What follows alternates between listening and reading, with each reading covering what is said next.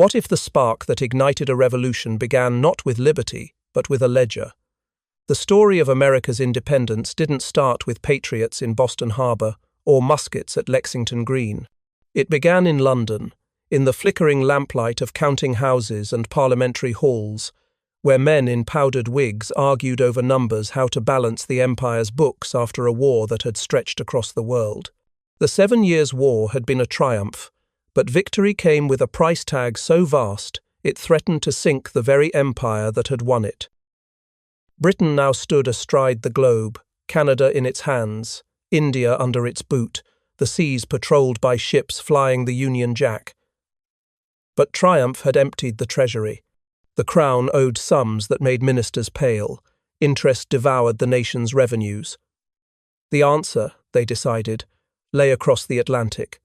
The colonies, flush with trade and untouched by war's ruin, would have to pay their share. What began as arithmetic would soon become ideology. In London's coffee houses, merchants grumbled into porcelain cups about colonial smugglers who dodged customs and grew rich off British protection. Parliamentarians saw an opportunity to tighten the reins to remind the colonies who truly ruled. The logic seemed simple. They had fought to defend those colonies. Now the colonies must help shoulder the burden. But no equation could capture what it meant to be taxed by a distant power, without voice or vote, across an ocean of mistrust. The first laws were mild enough small duties, polite expectations, but to the men who had built fortunes in the raw, untamed markets of the New World, every stamp, every tariff, felt like a chain being fastened around their liberty. In Boston, New York, and Philadelphia, whispers spread that Britain's debt was merely an excuse. The empire wasn't just taxing trade, it was taxing freedom. Meanwhile, in Parliament, the debate grew venomous. Some saw the colonies as spoiled children who had grown fat under the shelter of British arms. Others warned that pushing too hard might turn loyalty into rebellion. Yet the numbers on the ledgers glared like a threat. If the empire was to survive, someone had to pay. In that cold arithmetic, there was no room for sentiment or for understanding the restless, independent spirit stirring across the Atlantic. When the final decision came to raise revenue by taxing colonial goods, it was made not out of malice, but mathematics. But history does not forgive the difference. The colonies would see not balance sheets, but betrayal. And so, long before the first protest or boycott, before tea ever floated on dark harbour waters, the real battle had already begun in the quiet scratching of pens, in the ledgers of empire, where profit and power first conspired to break a nation in two. Before the patriots were rebels, they were businessmen. Boston's defiance did not begin with muskets or manifestos, but with ledgers inked in candlelight and ships creaking against the wharf. On any given morning, the harbour was alive, with motion ropes snapping taut, barrels rolling down planks, gulls screaming above a forest of masts. The smell of salt, tar and sugar hung thick in the air.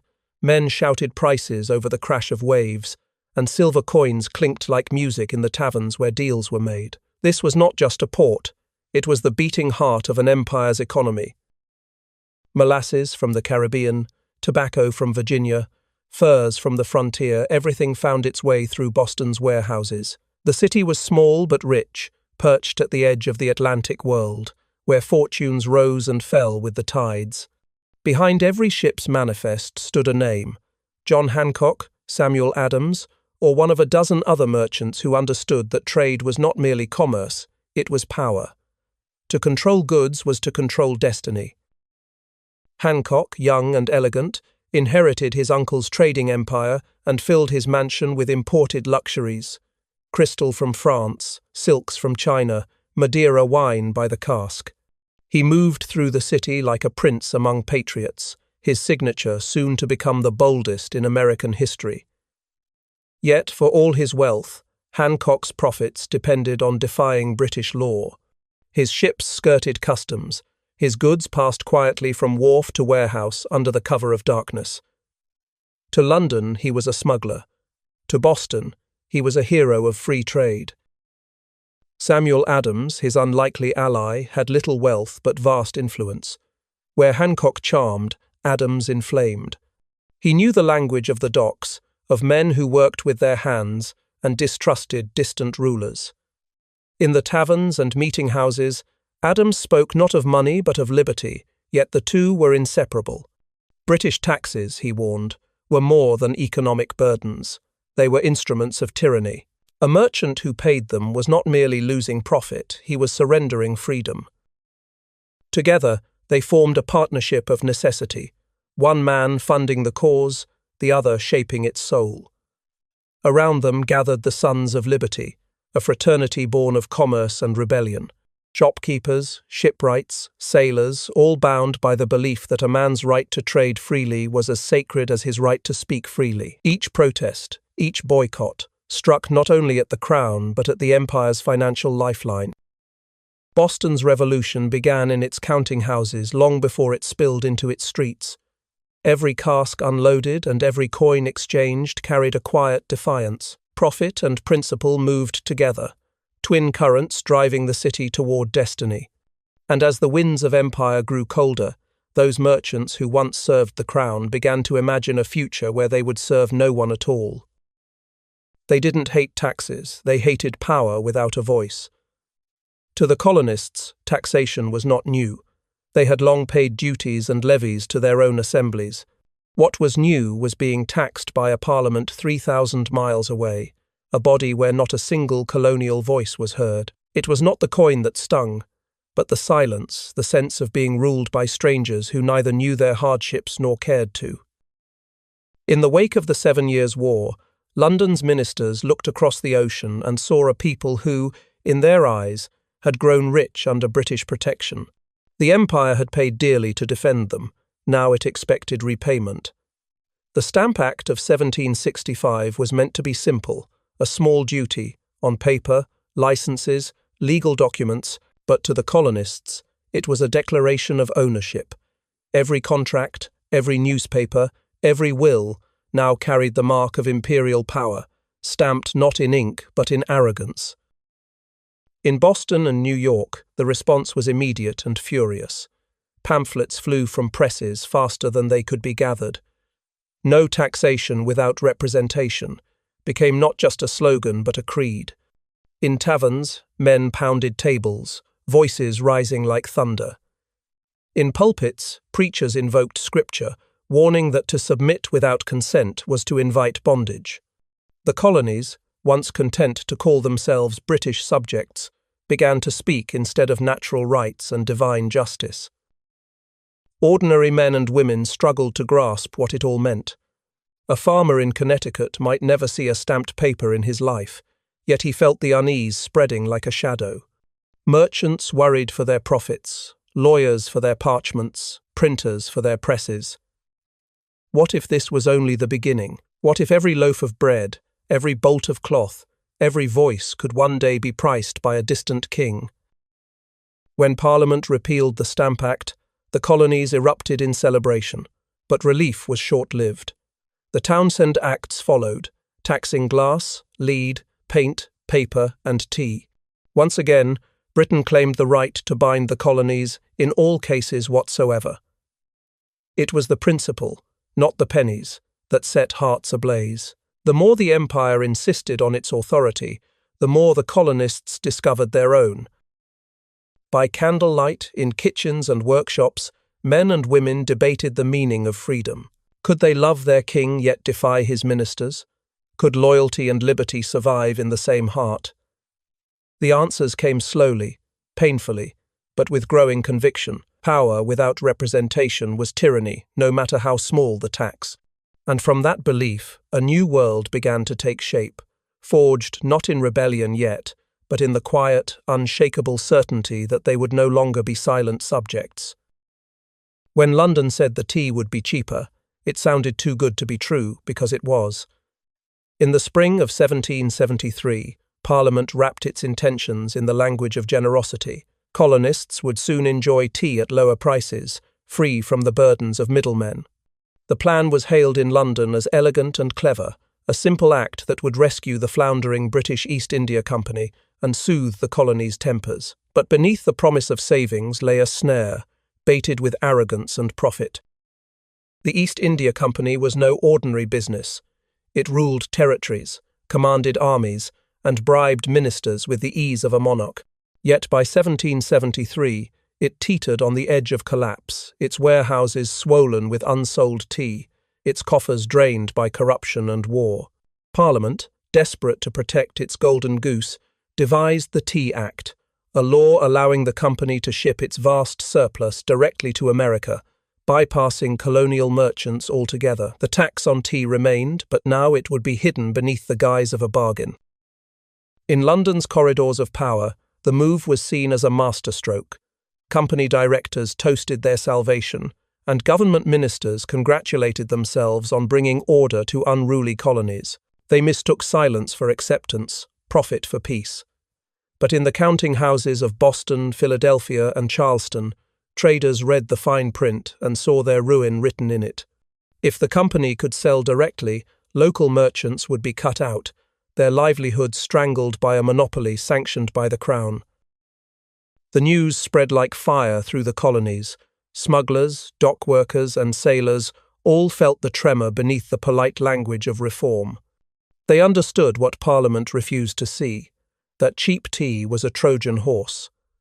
Once the colonists accepted it, they would be conceding the right of Parliament to tax them without representation. A cup of tea would become an admission of subservience. In Boston's taverns, men debated the act late into the night.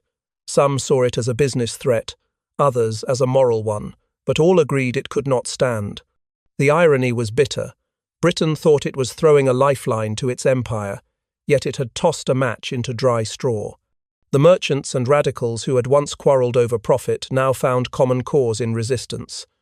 The Tea Act was not about tea, it was about control, about who ruled and who obeyed.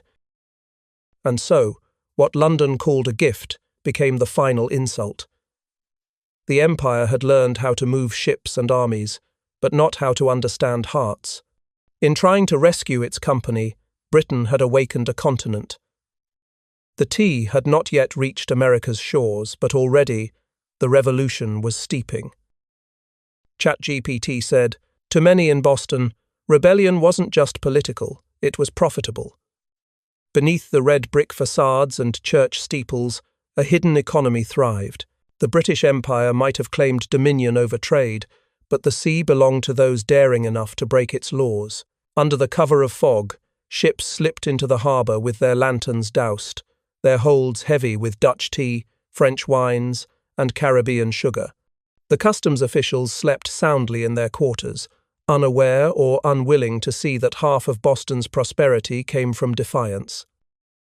Smuggling was more than a crime, it was a tradition, a quiet act of rebellion woven into the fabric of colonial life. Every merchant, every sailor, every dock worker knew the game. A bribe here, a forged manifest there, and the king's regulations melted into the salt air. Britain's navigation acts had tried to make the colonies dependent on imperial goods, but the Atlantic was too wide to police, and profit too tempting to ignore. The Crown wrote laws on parchment. Boston rewrote them on the waves. At the centre of it all stood John Hancock, elegant, charming, and unapologetically ambitious.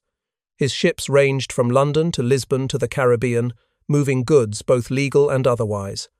To his critics in Parliament, he was a smuggler of the highest order. To his neighbours, he was a patriot businessman defying unjust laws. When British customs officers seized his sloop, Liberty, on suspicion of smuggling, Boston erupted in anger.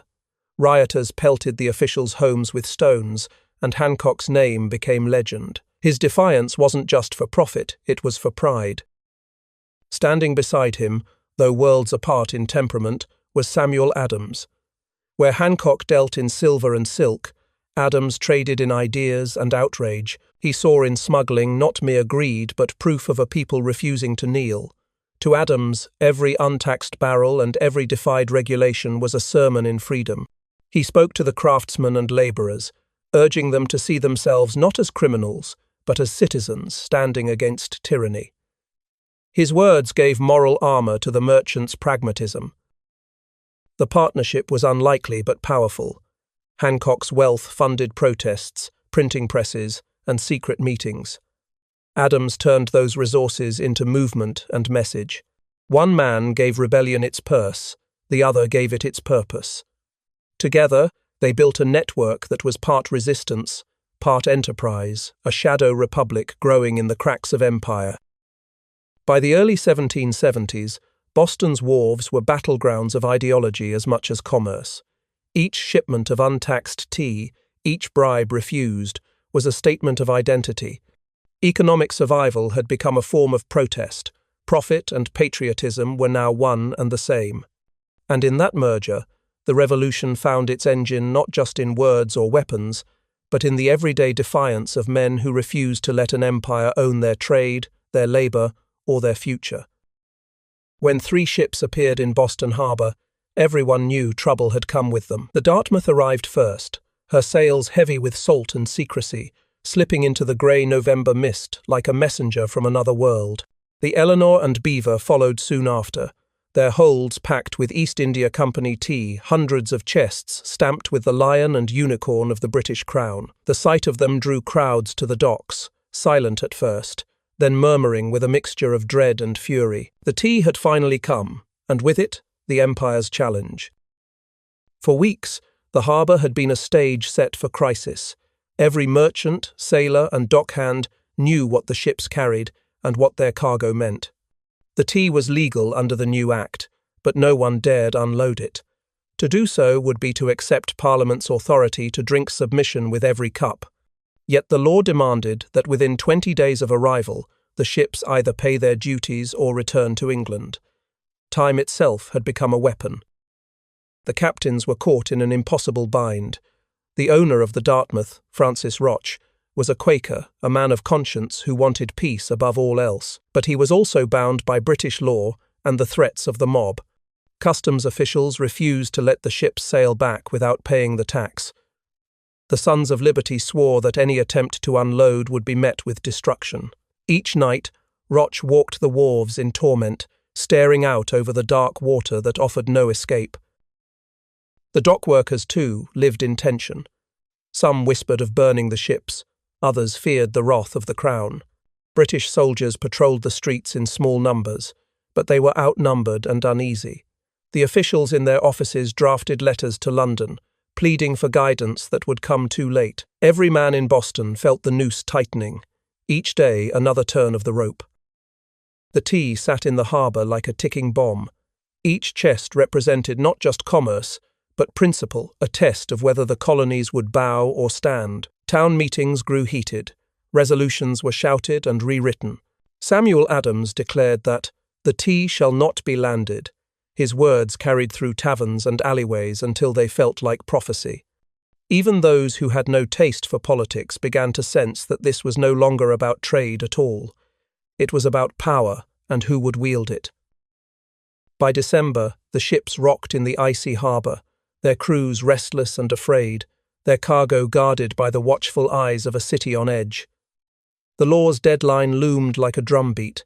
Somewhere between Parliament's pride and Boston's defiance, the point of no return was fast approaching, and when it came, it would come not with a treaty or a tax, but with the sound of splintering wood and tea spilling into the dark Atlantic night. Every tavern in Boston became a parliament. The city pulsed with argument, its streets echoing with the roar of debate and the crack of tankards on wooden tables. Men who had once talked only of trade now spoke of tyranny and liberty, their voices rising above the din of clinking glasses and creaking floors. Broadsides fluttered on doorposts like battle flags, pamphlets denouncing the Tea Act, cartoons mocking the king, and fiery sermons copied and passed hand to hand. Boston was no longer just a port. It had become a furnace of ideas, and the heat was spreading. At Faneuil Hall, the cradle of liberty, meetings spilled into the streets. 500 men became 1,000, then 5,000, until the old hall trembled beneath the weight of anger. Some demanded the tea be returned to London, others called for its destruction. Moderates pleaded for patience, for negotiation, but their voices were drowned beneath the tide. The clock was ticking toward the deadline, and the city's mood was turning from protest to defiance. The churches, too, became battlegrounds of conscience. From the pulpits, ministers thundered that submission to unjust authority was sin. In one sermon, a preacher compared the tea tax to Pharaoh's chains, and the congregation shouted, "Amen," with clenched fists. Yet others urged restraint, warning that rebellion invited chaos and perhaps damnation. Boston's soul seemed torn in two, the yearning for order against the hunger for freedom. For ordinary Bostonians, the turmoil was deeply personal. A dock worker whose cousin served in the British Customs Office found himself shunned at his local tavern. A widow who sold imported tea from her shop was accused of betrayal. Friends stopped greeting each other in the street. Old neighbours crossed to the other side. The fight over tea had become a fight over identity: who was loyal, who was free, and who had the courage to decide. In the evenings, lanterns glowed behind the frosted windows of meeting houses, where men debated late into the night. Samuel Adams moved among them like a conductor, channeling their anger, shaping it, giving voice to what most dared only whisper. "We will not be slaves," he declared. His words carried down the narrow streets and out across the harbour where the tea ships waited in the cold. Even those who feared the cost could no longer ignore the momentum. By winter's first snow, Boston was no longer a city divided, it was a city awake. The arguments in its taverns had become the preamble to something far greater. The revolution, still unnamed, began not with muskets or banners, but with the thunder of voices in smoke-filled rooms. In those nights of fury and conviction, America was not yet born, but it had begun to speak. One man's pride would decide a nation's future. Governor Thomas Hutchinson stood at the center of a storm that was no longer just political, it was personal. Boston seethed outside his windows, its taverns aflame with talk of rebellion, its wharves frozen in suspense.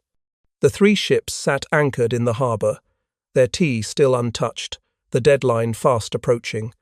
All the city waited for his word.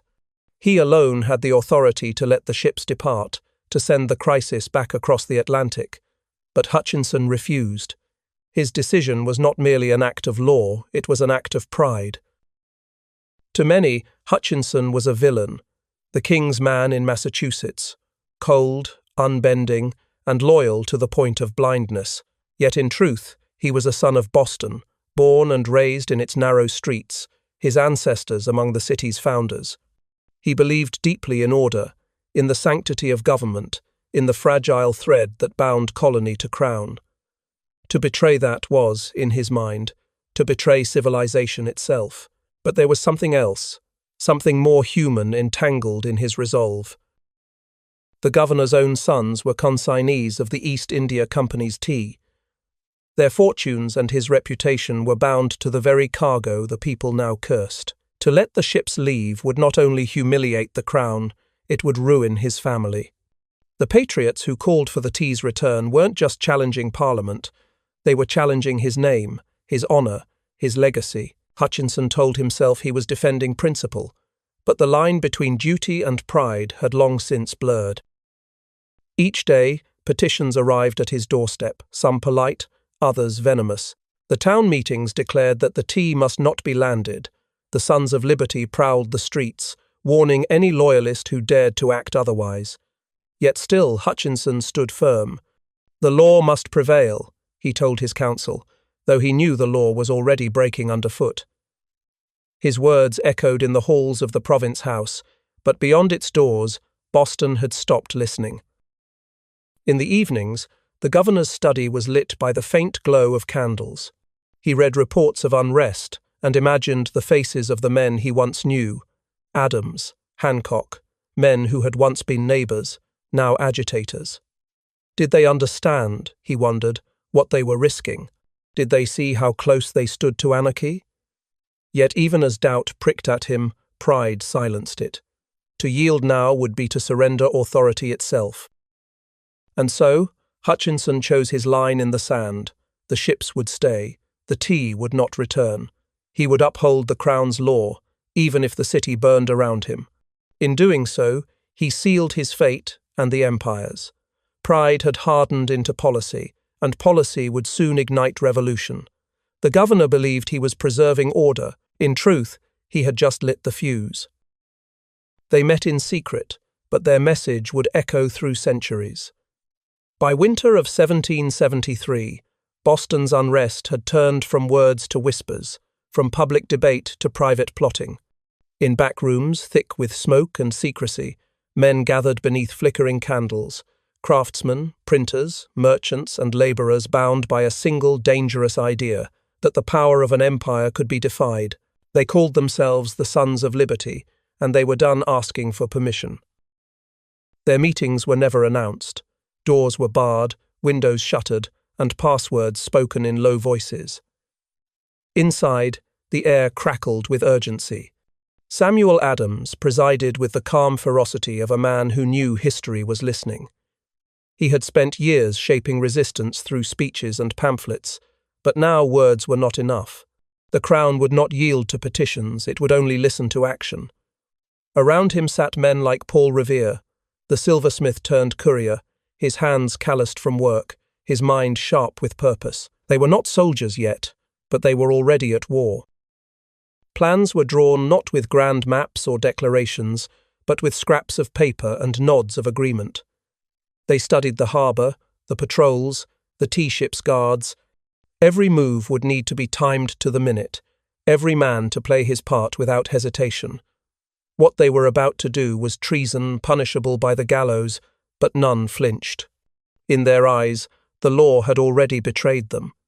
Better to risk death, Adams whispered, than to live as slaves. The words fell like steel into the silence. Paul Revere moved through the city like a shadow, delivering coded messages, alerting taverns and workshops, spreading the quiet order. Be ready.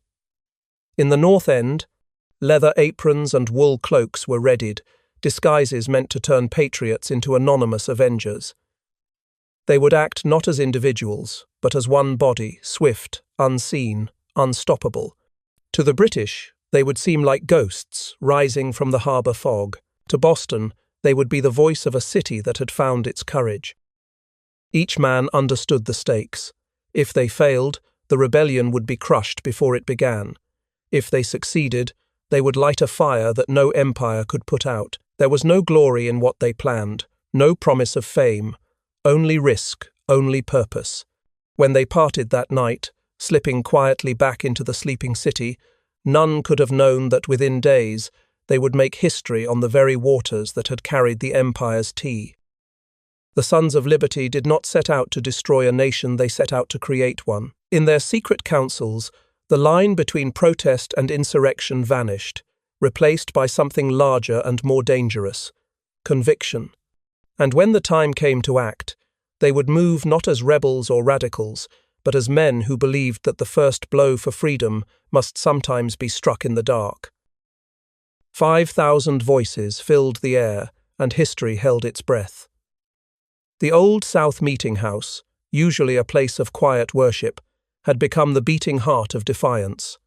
The December wind howled outside, but inside the air was thick and hot, heavy with sweat and fury. Men crowded the pews, the aisles, the balconies, merchants beside sailors, ministers beside apprentices, every class and trade united by a single burning question: what to do with the tea rotting in the harbour.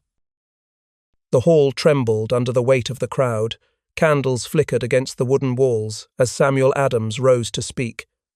His voice, calm but cutting, carried through the packed room. He spoke of principle, of the tyranny of taxation without consent, of a government deaf to its own people.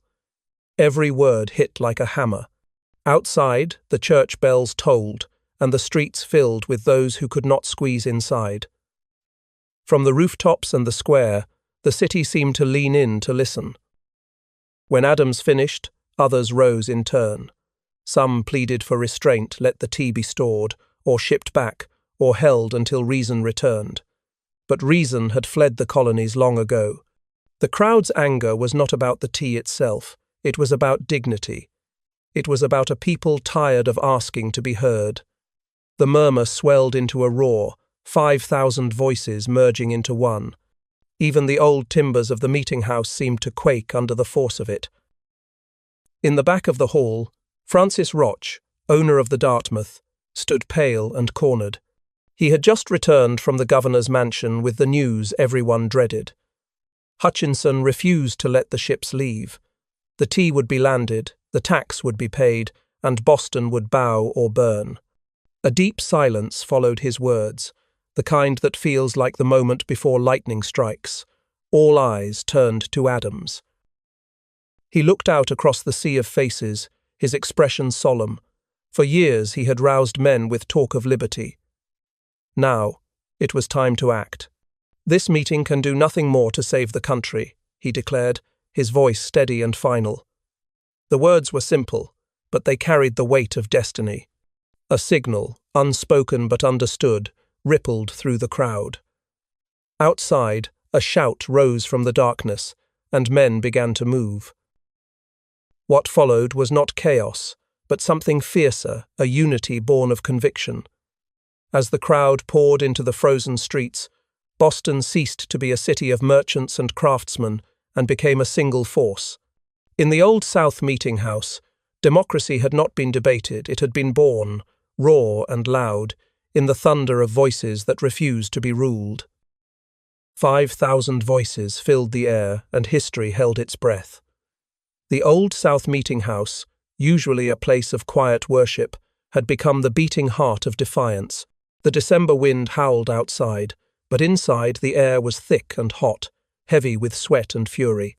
Men crowded the pews, the aisles, the balconies, merchants beside sailors, ministers beside apprentices, every class and trade united by a single, burning question: what to do with the tea rotting in the harbour? The hall trembled under the weight of the crowd. Candles flickered against the wooden walls as Samuel Adams rose to speak. His voice, calm but cutting, carried through the packed room. He spoke of principle, of the tyranny of taxation without consent, of a government deaf to its own people. Every word hit like a hammer. Outside, the church bells tolled, and the streets filled with those who could not squeeze inside. From the rooftops and the square, the city seemed to lean in to listen. When Adams finished, others rose in turn. Some pleaded for restraint, let the tea be stored, or shipped back, or held until reason returned. But reason had fled the colonies long ago. The crowd's anger was not about the tea itself. It was about dignity. It was about a people tired of asking to be heard. The murmur swelled into a roar, 5,000 voices merging into one. Even the old timbers of the meeting house seemed to quake under the force of it. In the back of the hall, Francis Roch, owner of the Dartmouth, stood pale and cornered. He had just returned from the governor's mansion with the news everyone dreaded. Hutchinson refused to let the ships leave. The tea would be landed, the tax would be paid, and Boston would bow or burn. A deep silence followed his words, the kind that feels like the moment before lightning strikes. All eyes turned to Adams. He looked out across the sea of faces, his expression solemn. For years he had roused men with talk of liberty. Now, it was time to act. "This meeting can do nothing more to save the country," he declared, his voice steady and final. The words were simple, but they carried the weight of destiny. A signal, unspoken but understood, rippled through the crowd. Outside, a shout rose from the darkness, and men began to move. What followed was not chaos, but something fiercer, a unity born of conviction. As the crowd poured into the frozen streets, Boston ceased to be a city of merchants and craftsmen and became a single force. In the Old South Meeting House, democracy had not been debated, it had been born, raw and loud, in the thunder of voices that refused to be ruled. 5,000 voices filled the air, and history held its breath. The Old South Meeting House, usually a sanctuary of prayer, throbbed now with argument and anger. Cold wind rattled the windows, while inside the crowd pressed shoulder to shoulder, every pew and balcony overflowing. Merchants in fine coats jostled beside sailors and apprentices, all drawn by the same question: what should be done with the East India Company's tea that still lay in the harbour? The air smelled of tallow and sweat as Samuel Adams rose, his face lit by the unsteady glow of lanterns. His voice carried through the murmur, calm, deliberate, impossible to ignore. He reminded them that this was not a quarrel over a drink, but over freedom itself. Every tax without consent, every insult from Parliament, was a link in the chain of servitude. The crowd murmured approval. Others shouted, fists raised. Outside, church bells tolled, summoning still more to the square. One after another, speakers climbed to the pulpit, merchants begging for caution, artisans demanding action, ministers calling for divine justice. Each word tightened the coil of tension, winding through the hall. Then Francis Roch, owner of the Dartmouth, entered pale and breathless. He had gone to the governor for permission to sail his ship back to London, and had been refused. The king's order stood. The tea must be landed and the duty paid. For a heartbeat, the hall went still. Every man felt the weight of it. Law against liberty, submission, or defiance. Samuel Adams looked out across the sea of faces, eyes burning beneath the brim of his hat. "This meeting can do nothing more to save the country," he said. The words fell like a spark in dry straw. A roar answered him. Doors burst open, and the crowd surged into the freezing night. Bells rang again, this time not for worship but for warning. In the flicker of torches, men pulled their cloaks tight and moved toward the wharves. The decision had been made not by a governor or a king, but by a people who had found their own voice. Inside the Old South meeting house, the candles guttered and died. The pews stood empty, echoing with the memory of that thunderous vote. In that moment, democracy had not been polished or polite. It was loud, imperfect, and alive the sound of a nation about to be born. 342 chests of tea hit the water, and an empire trembled. On the night of December 16th, 1773, Boston lay under a hard frost. The harbour was still, its surface like black glass beneath a waning moon. Then came the sound boots crunching on snow, whispers slicing through the cold. From every alley and tavern, men emerged in rough disguise, faces darkened, cloaks drawn tight, feathers and blankets masking who they were. The Sons of Liberty were moving. They marched in silence toward Griffin's Wharf, more than 100 strong. No drums, no banners, only the steady rhythm of resolve. The ships waited in the tide, the Dartmouth, the Eleanor and the Beaver, their decks slick with frost, their holds heavy with the tea that had divided an empire. The guards stood aside. Whether from sympathy or fear, no one lifted a hand to stop them. As the first group climbed aboard, a shout split the air. "Boston Harbour a teapot tonight." And then the work began. They were not wild rioters, but men on a mission. Barrels were smashed open with axes. The tea spilled out in waves of black leaves, tumbling into the icy water below. The wind carried the sharp scent of tannin through the harbour as each chest struck the surface with a hollow splash. On the docks, labourers and sailors watched, stunned into silence. Some cheered softly, others crossed themselves. A few British officers looked on from a distance, faces pale with disbelief. In the narrow streets beyond, families huddled by their windows, hearing the distant rhythm of destruction. Wives and children knew the men who had gone out that night, but would never speak their names. They understood the danger not just of arrest, but of ruin. If the Crown discovered them, the punishment would be merciless. Yet none turned back. To destroy the tea was to destroy submission itself. By dawn, the harbour was a graveyard of floating leaves and broken timber. The moon had set, and the cold grey light revealed what the night had done. Not a single crate remained intact. The ships themselves stood untouched, no theft, no violence, only purpose. Even British witnesses admitted that discipline ruled the night. It was rebellion conducted with precision, revolution carried out with restraint. Word spread faster than any courier could carry it. Within days, London knew. Within weeks, the world knew. The destruction in Boston Harbour became more than protest, it became myth. To the Empire, it was an act of anarchy. To the colonies, it was a declaration of identity. And as the tide washed the last tea leaves out to sea, a new nation was already rising in their wake. ChatGPT said the Crown had been challenged, and it would answer. When word of the Boston Tea Party reached London, disbelief gave way to rage. Parliament, proud and wounded, saw not protest but rebellion. In the smoky halls of Westminster, men thundered that the Empire's authority had been spat upon. To let such defiance go unpunished would, they warned, unravel the very fabric of British rule. What began as outrage soon hardened into resolve. Boston would be made an example. The debates in Parliament were fierce and venomous. Some called the destruction of the tea a direct assault on the majesty of the Crown. Others, like Edmund Burke, urged caution, warning that punishment might ignite the very rebellion they feared.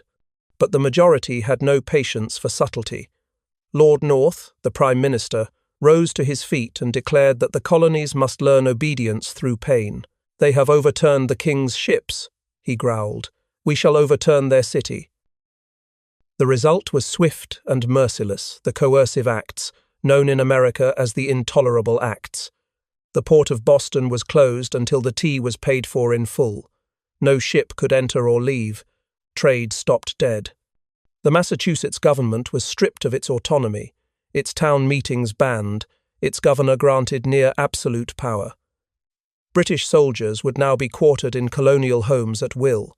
To Parliament, it was justice. To Boston, it was strangulation.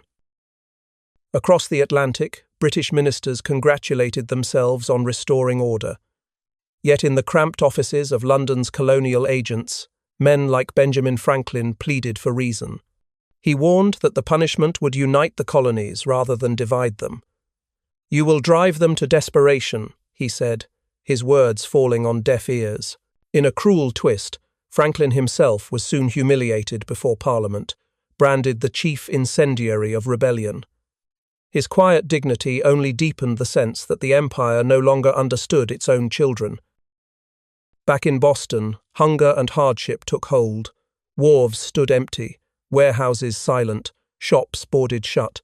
Families sold their furniture to buy bread. British warships prowled the harbour. Their cannons pointed toward the town they claimed to protect. Yet, even as the city suffered, something extraordinary began to happen. Wagons rolled in from distant colonies, laden with grain, flour, and silver. From Pennsylvania, Virginia, and the Carolinas came letters of sympathy and pledges of aid. The punishment meant to isolate Boston had instead bound the colonies together. In London, the ministers toasted their victory. In America, the people prepared for war. The Crown had answered defiance with force, but in doing so, it had awakened a continent. Boston's pain became the pulse of a rising nation, a rallying cry that carried from the wharves to the wilderness. If one colony could be crushed, none were free.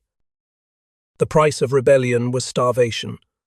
When the port of Boston closed in the spring of 1774, the lifeline of the city was severed. The harbour that once rang with the shouts of sailors and the clatter of cargo fell silent. Ships lay idle at anchor, their masts creaking in the wind, their holds empty. The smell of salt and tar gave way to the sour odour of decay. Trade had been the city's heartbeat, and now it had stopped. British warships crowded the bay, their guns aimed inland like watchful eyes. Red-coated soldiers patrolled the cobblestones, their boots striking hard against the stones where merchants once haggled and children played. What had been punishment on paper became daily humiliation. Each loaf of bread, each sack of flour, was a reminder that Boston was no longer master of its own hunger. To survive, families bartered furniture, jewellery, even heirlooms for food. The poor scavenged along the docks, searching for anything the tides might bring. In homes that once bustled with trade, silence now ruled. Mothers rationed crumbs for children, fathers stood idle with nothing to sell or build. Taverns that had echoed with fiery speeches now whispered of fear, fear of famine, fear of betrayal, fear of what came next. Yet beneath that despair burned a stubborn resolve. Boston would endure, if only to spite those who sought to break it. From the other colonies came signs of something remarkable. Wagons rolled in from the countryside, bearing corn, flour, and salted meat. From New York and Pennsylvania came barrels of grain. From Virginia, promises of aid and sympathy. Even distant Georgia sent what little it could. Towns that had once quarreled over trade and borders now spoke of brotherhood. Letters from farmers hundreds of miles away began, "To our brethren in Boston." For the first time, the colonies spoke not as strangers, but as one people. The British expected submission. Instead, they found solidarity. The suffering that was meant to isolate Boston became the glue that bound the continent together. In candlelit kitchens and crowded meeting houses, people began to use a new word to describe themselves: Americans. The siege had stripped the city of comfort, but not of courage. Hunger had made it humble, but also unbreakable. By autumn, the winds off the Atlantic carried more than the smell of salt. They carried whispers of rebellion spreading southward. The king had tried to make an example of Boston. Instead, he had made it a symbol. The city, starved but standing, became a living testament to resistance. In its suffering, a nation had found its strength. In war, truth is the first casualty and the first weapon. In the months after the Tea Party, Boston's printing presses roared to life, flooding the colonies with ink and indignation. What had begun as a single night of defiance was reborn in broadsides, pamphlets, and sermons as a holy act of resistance. The pen, once used to tally cargo and debts, now became the colonists' sharpest blade. In a world without photographs, words were the battlefield, and victory belonged to whoever could tell the better story. Printers like Isaiah Thomas and Benjamin Edes worked by candlelight, setting type with trembling hands as they shaped rebellion into rhetoric. They published vivid accounts of the Boston Tea Party, anonymous letters describing brave patriots, disguised as Mohawks, striking a blow for liberty. Each retelling grew grander, cleaner, more heroic. The messy truth of fear, confusion, and secrecy was polished into legend. To the readers of the Massachusetts Spy or Boston Gazette, the Tea Party was not vandalism, it was virtue. Artists and engravers joined the cause, etching images of defiant colonists and tyrannical redcoats. One widely circulated print showed the British lion trampling the liberties of America, while a colonial phoenix rose from the flames. The image appeared in taverns, churches, and even farmhouses, transforming political outrage into sacred symbolism. The revolution was no longer confined to Boston. It was being printed, painted, and preached into every colony. In pulpits, preachers wove rebellion into scripture. They spoke of Pharaoh's cruelty and Moses' deliverance, of divine justice for a people oppressed. To doubt the cause was to doubt providence itself. Sermons became manifestos, and God's will became a rallying cry. The colonies were not just fighting taxes, they were fighting for the soul of mankind. Not every word printed was true, but that hardly mattered. Pamphlets turned rumour into conviction, turning ordinary men into patriots. Even those who had watched the Tea Party in fear now found courage in its retelling. The story spread like wildfire, shaping how a continent saw itself. The British government called it sedition, the colonists called it truth. Between those two meanings, a revolution found its voice. By the time British reinforcements sailed for Boston, the battle for hearts and minds was already won. The Tea Party had become more than an act of protest. It was a symbol, a myth, a promise. And as each pamphlet crossed from one town to the next, a nation was being imagined into existence, one printed word at a time. Not everyone cheered when the tea sank. In the quiet streets beyond the harbour, some watched the news of the Tea Party with dread, not triumph. For every patriot who toasted defiance, there was a neighbour who feared the cost. The destruction of the tea was not just an act of rebellion, it was a warning that law itself was unravelling. In Boston's parlours and counting houses, whispers spread that the city had crossed a line from protest into anarchy. Loyalist merchants felt the blow first. Many had long lived by loyalty to the crown, trading within the empire, prospering under its protection. To them, the patriots' rage was not bravery, but madness. Men who had once done business together now glared across the marketplace like enemies. Shop signs were defaced, goods boycotted, homes vandalized. Those who refused to join the protests were branded traitors to liberty. Freedom, one merchant muttered bitterly, now means the freedom to destroy your neighbor. In drawing rooms once filled with laughter, families found themselves split by politics sharper than any sword. Fathers and sons quarreled over allegiance. Brothers refused to speak. Wives begged their husbands to stay silent, to keep the family safe, but silence itself became dangerous. Even church pews divided the same hymns sung by voices that now distrusted one another. The revolution, before it united a nation, was busy tearing one apart. For loyalists, the danger was not just social but physical. Rioters painted "T for Tory" on their doors, and mobs gathered outside at night, chanting threats. Some fled into the countryside or across the bay to loyal towns. Others clung stubbornly to Boston, certain that British authority would soon return and restore order. But the British soldiers who arrived brought not peace but tension, turning the city into a garrisoned tinderbox. Among the exiles was Thomas Hutchinson himself, the governor who had refused to send the tea back. Once a respected leader, he now lived as a political refugee, reviled by the city he had tried to govern.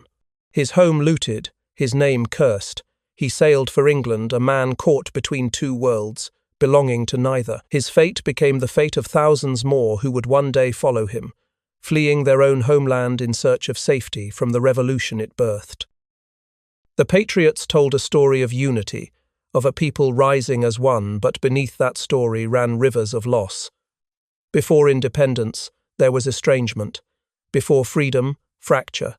The loyalists' silence, their fear, their exile, these too were part of the revolution's truth. For every cheer that echoed across the harbour, another voice fell quiet, wondering if liberty was worth the ruin it left behind. They brewed rebellion in their kitchens. While men plotted in taverns and meeting halls, it was the women of Boston and beyond who carried the revolution into the rhythms of daily life. They could not vote, could not speak in the assemblies, yet their hands shaped the protest as surely as any musket or manifesto. The fight against tyranny was fought not only in harbours, but at hearths, one spinning wheel, one teapot, one act of quiet defiance at a time. The boycotts had begun years before, but after the Tea Act, they became a crusade. Imported tea, British cloth, foreign luxuries all were cast aside. Women gathered in parlours and fields to spin homespun linen, their fingers raw from the work, their laughter carrying like song. They brewed herbs and berries into Liberty tea, bitter but free of tax. Every cup poured was a statement, "We will endure without you." Where the Crown's authority ended, the Daughters of Liberty began. Their power lay in persistence. They refused to serve British goods, to wear British fabrics, to let their households depend on the empire that scorned them. They turned necessity into pride, sacrifice into fashion. At gatherings and church socials, women exchanged recipes for resistance: how to make soap without imported oil, candles without British wax, clothes without London lace. Their labour became the revolution's supply line, invisible but indispensable. Behind closed doors, their courage was tested in ways few would ever see. A loyalist husband might demand his wife serve imported tea. A mother might hide a son who had joined the Sons of Liberty. Letters from the front of this domestic war were never written, but the scars remained. In a time when a woman's virtue was tied to obedience, defiance was dangerous, and yet it spread from kitchen to kitchen like fire through dry grass. Preachers and pamphleteers praised the Daughters of Liberty as symbols of purity and patriotism, but they were far more than symbols. They were the ones who kept the households fed, the protests supplied, and the boycotts unbroken. Their quiet labour made the revolution livable. When the men met in Congress or marched to battle, they stood on the foundation those women had built thread by thread, loaf by loaf. The revolution's moral backbone was not only male. It was stitched into homespun cloth and steeped in the humble kettles of women who refused to yield. History would remember the speeches and the battles, the muskets and the manifestos. But the true strength of America's beginning could be found in the flicker of kitchen fires, where liberty first learned to breathe. A protest in one harbor became a warning to every empire. The news of Boston's defiance crossed the Atlantic on creaking ships and cold winds, carrying with it both awe and alarm. In London, the story was whispered in coffeehouses and thundered in Parliament. A colony of farmers and merchants had humiliated the world's greatest empire. In Paris, Amsterdam, and even distant Madrid, ministers and monarchs leaned over maps of the New World, sensing that something far greater than a quarrel over tea was unfolding. The age of kings had felt its first tremor. In London's docks, British merchants cursed the name of Boston. Their ledgers bled red ink as trade collapsed, their ships idle while warehouses overflowed. Some demanded vengeance, others begged for reconciliation. The East India Company, once a pillar of imperial pride, became a symbol of decay, its fortune ruined by arrogance, its honour drowned in the same harbour as its tea. Britain had meant to make an example of Boston. Instead, Boston had made an example of Britain. Across the Channel, in the glittering salons of Paris, philosophers and nobles debated what it meant for a people to defy their king. To some, it was madness; to others, prophecy. The idea of liberty, whispered in Boston's alleys, began to take root in the imagination of Europe. French observers saw in America a laboratory for freedom, a mirror reflecting what their own monarchy refused to admit. That power built on obedience could crumble overnight. Years later, they would light their own fires from that same spark. In the great trading cities of the world, the shockwaves spread through the markets. Amsterdam's bankers calculated risks. Spanish governors worried about their restless colonies. Even in India, merchants under British rule murmured about the tea rebellion. The message was simple and subversive. If one people could defy empire, perhaps others could too. The Boston Tea Party was no longer just an act of protest. It had become a legend of possibility. Back in the American colonies, news of their fame reached the ports with each arriving ship. Patriots smiled to learn that London called them rebels, that Paris called them brave. What they had done in one winter's night now rippled across oceans. Empires that had ruled by fear began to taste their own uncertainty. The world was watching the birth of something new, and it was taking notes. A few chests of ruined tea had turned into a global parable. In every port where flags of empire snapped in the wind, rulers wondered which harbour might be next. The protest in Boston Harbour had not merely defied a king, it had challenged a system.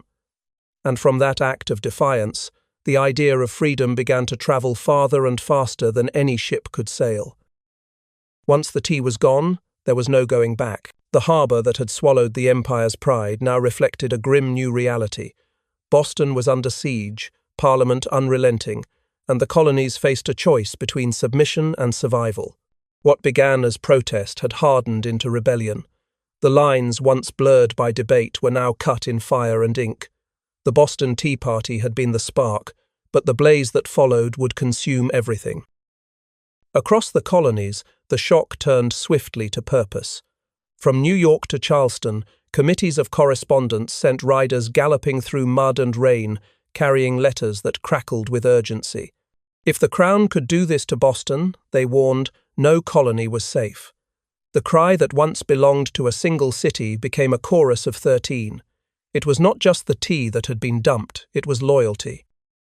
In the autumn of 1774, representatives gathered in Philadelphia for the First Continental Congress. They came from farms, from cities, from backwater towns, merchants, lawyers, and planters who only months before had prayed for reconciliation.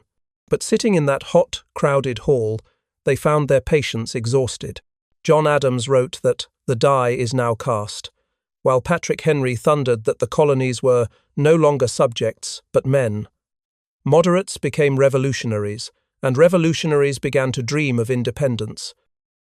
Letters from home told of worsening hunger in Boston, of British troops quartered in homes, of soldiers drilling in the streets. Each word was a reminder that peace was slipping through their fingers. Some delegates still hoped for a royal pardon, a negotiated peace, but others, looking northward to Massachusetts, saw that the time for pleading had passed. The Tea Party had not only defied the king, it had exposed the illusion that the colonies and Britain were one people. They were not. They never would be again. As winter fell, the Congress adjourned, but the unity it forged did not fade. Across the countryside, militias drilled in secret. Muskets were cleaned, powder stored, oaths whispered. The next confrontation would not be fought with pamphlets or petitions, but with lead and blood. From taverns to churches, the talk had changed no longer if, but when. The Boston Tea Party, once an act of symbolic defiance, had become the drumbeat of war. When the first shots were fired at Lexington and Concord the following spring, the sound echoed back across the years to that night on the harbor. The men who had thrown the tea into the sea had not known what they were beginning, but history had. The revolution was not born in battle, it was born in protest, in principle, and in the courage to say no. And once that word was spoken, the world would never unhear it.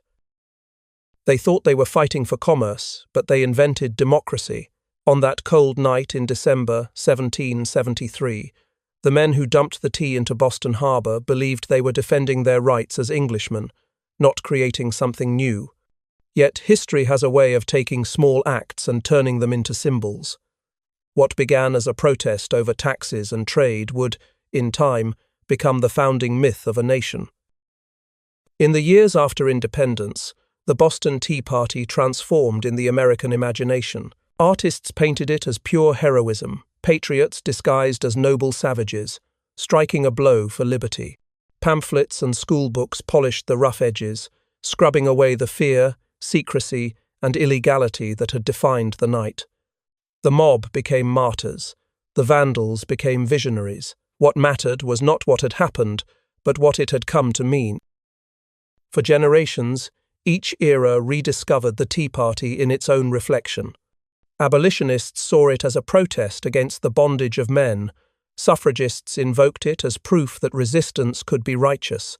Labor unions claimed its spirit in their strikes and boycotts. Even centuries later, new movements borrowed its name, invoking the ghosts of those who once disguised themselves in the dark to defy a king. The harbor had long since cleared, but the ripples never stopped spreading. Yet beneath the legend lay a quieter truth. The Tea Party was not simply an act of defiance, but of transformation. It marked the moment when a people stopped seeing themselves as subjects and began imagining themselves as citizens. The men who wielded axes that night could not have foreseen a constitution, a republic, or a government born from consent, but they knew what they would no longer accept. Distant power, unearned obedience, silence in the face of injustice. Still, democracy came at a cost. The revolution it inspired brought freedom for some, hardship for others, and promises not yet fulfilled. The Tea Party's spirit of resistance would one day echo in struggles over slavery, suffrage, and civil rights. Every generation would return to that harbor, asking again what liberty truly means and who gets to claim it.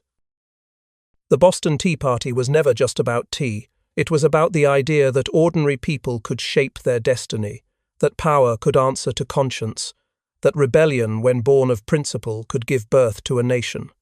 The men who stood on those ships believed they were defending what they already had. In truth, they were creating what had never existed before.